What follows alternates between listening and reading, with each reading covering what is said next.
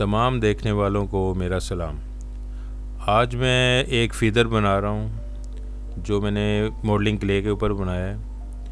और आज के इस क्लास में मैं क्ले से लेकर मोल्डिंग कास्टिंग तक जाऊँगा। तो मोल्ड भी बनाना दिखाएंगे बीच में, और कास्ट भी निकालना दिखाएंगे। तो जो मेरे पुराने सब्सक्राइबर हैं उन लोगों को तो ये तमाम रूटीन्स पता है। जो नए आने वाले हैं, अगर उन्हें किसी चीज़ की समझ ना आए तो वो मेरी पुरानी वीडियोस या व्लॉग्स देख सकते हैं। तो ये फ़ीदर जो है मैंने क्ले पे बनाया है, मॉडलिंग क्ले के ऊपर, और इसको स्टार्ट्स मैंने यहीं से किया है वीडियो इसकी, क्योंकि इसमें लेंथ काफ़ी थी इसकी। मिट्टी को इकट्ठा करना और उसके बाद इस पर लाइनिंग करना, ये काफ़ी लंबा प्रोसेस था। तो आप लोगों को जो मैं दिखा रहा हूँ वो तकरीबन फिनिश प्रोडक्ट दिखा रहा हूँ मैं। इसके दरमियान में मैंने जो इसकी वेन इस्तेमाल की है इसके पर की, वो एक सॉफ्ट फोम है जो बाज़ार में मार्केट में मिल जाता है गोलाई में। और ये चीज़ ज़्यादातर पोशिश वाले इस्तेमाल करते हैं सोफ़ों के अंदर उसकी एजेस को गोल करने के लिए। तो क्ले पर काम कर रहा हूँ, इसलिए मैं इसके साथ साथ स्प्रे भी करता हूँ ताकि इसकी मॉइस्चर बाहर रहे। इसको वुडन टूल्स और वायर टूल्स के साथ मैंने इसकी सारी डिज़ाइनिंग की है। और इसका साइज़ 6 फुट है। मार्केट में जो मिल रहा है इस वक्त, जो चाइना की प्रोडक्ट्स हैं, वो तकरीबन 1.5 से 2 फुट लेंथ में मिल रही हैं। तो ह्यूज साइज़ में बनाने के लिए तो इसे कस्टम डिज़ाइन ही करना पड़ना था। मार्केट में इस साइज़ का पर नहीं मिल रहा। मोल्ड उठाने से पहले इसकी लास्ट फिनिशिंग लाजमी होती है।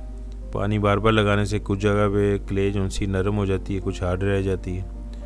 तो इसकी लाइनिंग क्लियर कर रहा हूँ मैं इस वक्त। और जैसे ही ये क्लियर होती हैं और इसी शेप में आती हैं अपनी, तो मैं इस पर प्लास्टर पेरिस का मोल्ड बनाऊँगा इस पर। क्योंकि सर्दियों के मौसम में तकरीबन हमें फाइबर ग्लास जो सा काफ़ी डिले कर देता है मोल्ड बनाते हुए। प्लास्टर पेरिस का मोल्ड एक ही फ्लो में बन जाता है, उसके प्रोसेस नहीं होते हैं। सिर्फ हम प्लास्टर पेरिस डालते जाते हैं और उसकी थिकनेस बढ़ाते जाते हैं। ये अब जो डिटेल है मेरी कंप्लीट हो चुकी है, आपको नज़र आ रही है। इसकी लाइनिंग बहुत ही फ़ाइन हो गई। और इसको मैंने काम करने के बाद इसे ओपन छोड़ दिया था, इस पर पंखा लगा दिया था ताकि इस पे नमी ख़त्म हो जाए इसके ऊपर से। और अब इसके साथ हम मोल्ड बनाने लगे हैं प्लास्टर पेरिस के साथ। ये पहली लेयर जो सी मैं थोड़ी सी पतली रखता हूँ ताकि मज़ीद इसमें एयर बबल्स वगैरह ना बन सकें। तो इस वक्त मैंने एक छोटा सा बाउल लिया हुआ है, उसके अंदर मैं प्लास्टर पेरिस डालकर इसके ऊपर डाल रहा हूँ, क्योंकि हाथों के साथ भर कर डालना वो कम हो जाता है उससे। और टेबल को नॉकिंग मैंने इसलिए की है कि कुछ एयर बबल्स रह जाते हैं ताकि वो निकल जाए।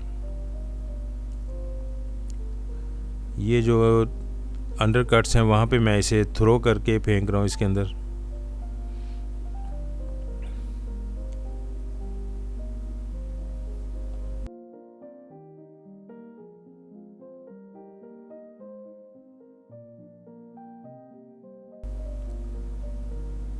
अब जो पहले डिटेल्स कोशिश होती है कि जो बहुत ही बारीक जगह होती हैं वहाँ पर प्लास्टर पेरिस फेंका जाता है ताकि डिटेल हमारी कंप्लीट हो जाए। उसके बाद फिर इस पर ओवरलैपिंग की जाती है। ये फ़र्स्ट लेयर मेरी तकरीबन कंप्लीट होने वाली है। और इसके बाद दोबारा प्लास्टर पेरिस तैयार करूँगा तो मैं सेकंड लेयर, फिर थर्ड लेयर, फिर फोर्थ लेयर लगाऊँगा। और इसके अंदर एक्स्ट्रा स्ट्रेंथ देने के लिए मैं कुछ चीज़ें भी इस्तेमाल करूँगा जो अक्सर हमारे रूफ सीलिंग पर लोग इस्तेमाल करते हैं।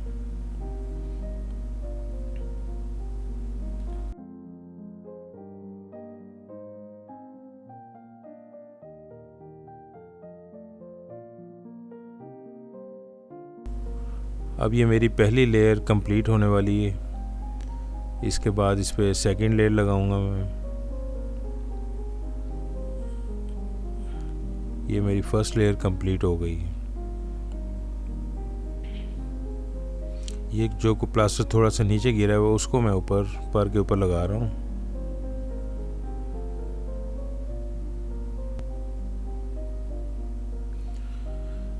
अब ये मेरी सेकंड लेयर स्टार्ट हो गई। फर्स्ट लेयर मैंने pure plaster Paris white colour में बनाया है। सेकंड लेयर मैं येलो कलर उसमें शामिल किया है ताकि मुझे अंदाज़ा हो जाए कि सेकंड लेयर भी कंप्लीट लग गई इसके ऊपर। पहली लेयर जो है हमारी कोशिश करनी है ड्राई ना हो। हमने सारा काम इसके ऊपर इसी तरीके से करना है कि हाथ ना रुके हमारा। पहली लेयर अगर ड्राई हो जाएगी तो फिर सेकंड लेयर और फर्स्ट लेयर आपस में जुड़ती नहीं सही तरीके से। तो पहली लेयर में अगर नमी रहती है तो फिर दूसरी लेयर लगती है साथ साथ, क्योंकि प्लास्टर पेरिस 10 से 15 मिनट के अंदर ड्राई हो जाता है। जितनी देर में हम नया प्लास्टर बनाते हैं उतनी देर में पहला प्लास्टर सेट हो चुका होता है। तो अब मैं इसकी फ्लेंच बना रहा हूँ तकरीबन 2-2, 3-3 इंच की जो साइडों पे होगी।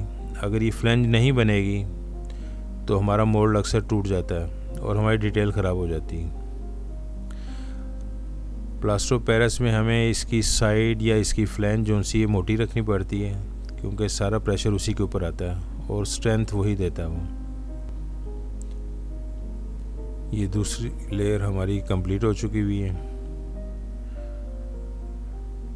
अब ये 2 से 3 लेयर्स के बाद मोल्ड हमारा मुकम्मल हो चुका हुआ है। ये तकरीबन 4 लेयर्स लगी थी और अब मैं मोल्ड रिलीज़ किया है। मोल्ड रिलीज़ करने में मुझे काफ़ी ज़ोर आजमाई करना पड़ी क्योंकि वज़नी था, तो इसलिए वो वीडियो में कैप्चर नहीं हो सका। तो ये मोल्ड खुलने के बाद ये मैंने आपको मोल्ड दिखा रहा हूँ। मैं मोल्ड को मैंने 1 दिन के लिए ड्राई होने दिया। प्लास्टर पेरिस का मोल्ड था ताकि इसमें नमी ख़त्म हो जाए। और अब मैंने इसे कास्टिंग करने के लिए इसमें वैक्स लगा रहा हूँ, क्योंकि इसमें पीस जो निकालना है वो फाइबर ग्लास में निकालना है।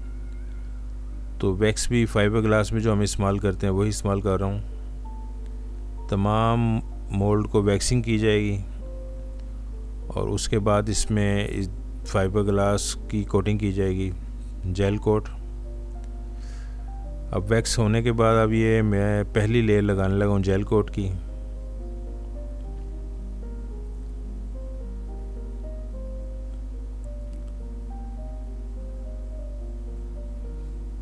इस तरह के मोल्ड में वैक्स उठाई नहीं जाती। ज़्यादातर लोग वैक्स फाइबर ग्लास का जो काम करते हैं उसमें वैक्स को पहले साफ़ करते हैं, उसके बाद फिर कास्ट निकालते हैं। तो मैं जो जिस तरीके से काम करता हूँ, वैक्स लगाने के बाद वैक्स को साफ़ नहीं करता, क्योंकि ये प्लास्टर पेरिस का मोल्ड है तो इसमें वैक्स जज़ब हो जाती है।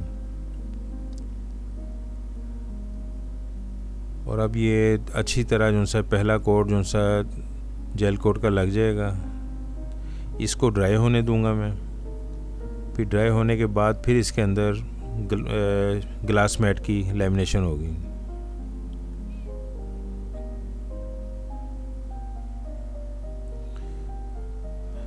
जेल कोट लगाते हुए भी हमने इसमें बिल्कुल टाइम नहीं देना।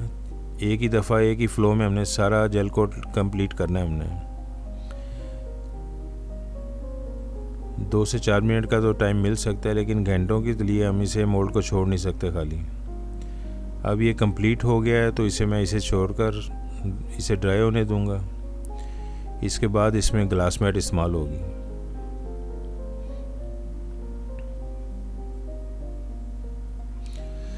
अब पहली लेयर जो सी ड्राई हो चुकी हुई है, क्योंकि इसमें बारीक जगह बहुत ज़्यादा थी इस पार के अंदर, ये फीदर के अंदर। तो अब ये सेकंड लेयर लग रही है जेल कोट की, ताकि जो बहुत बारीक जगह हैं या जो कुछ नैरो जगह हैं वहाँ पे दोबारा से जेल कोट लगने के बाद मेरी डिटेल पूरी कंप्लीट मुझे मिल जाए।